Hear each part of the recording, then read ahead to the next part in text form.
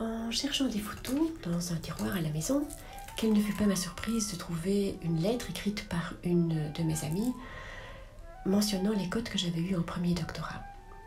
Alors, je constate également que ma maman a mis quelques annotations à côté des cotes les moins bonnes en inscrivant multiple choice. Donc ça m'a fait plaisir de voir que voilà, les mamans sont là pour protéger leurs enfants et quand la cote est moins bonne, c'est sûrement la faute du prof. Ou bien peut-être la manière d'interroger, et je pense que ma maman à ce niveau-là était assez visionnaire.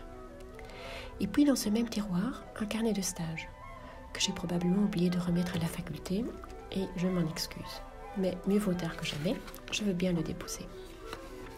Dans ce carnet de stage sont repris mes différents maîtres de stage que je remercie, et certains ont certainement été pour moi des mentors extrêmement importants dans le choix de ma carrière.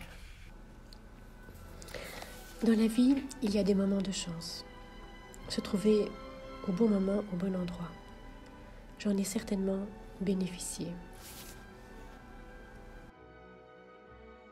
En revenant d'Angleterre, où j'avais passé 2 années dans le cadre de l'assistanat, je suis arrivée dans le service d'hématologie oncologie pédiatrique à l'époque où l'on réalisait les toutes premières greffes de cellules souches dans le cadre de la drépanocytose.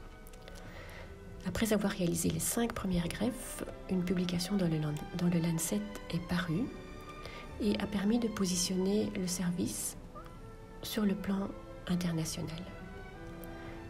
J'ai eu la grande chance à cette époque d'être invitée à de très nombreux congrès nationaux et internationaux pour présenter les résultats.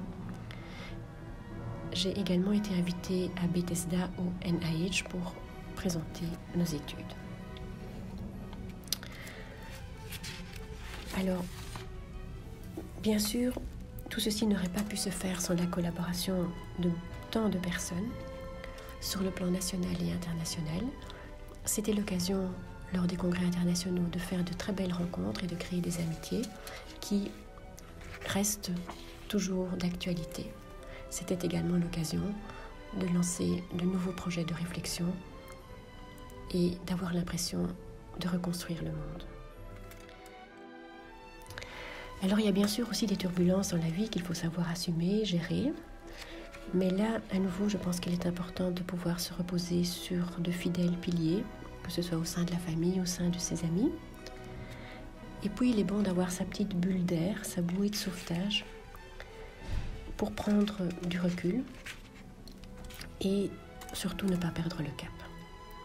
J'ai beaucoup aimé travailler aux cliniques universitaires Saint-Luc et je n'ai jamais pensé partir ailleurs. Je suis très heureuse que la relève soit assurée et je sais que le département est dans de très bonnes mains.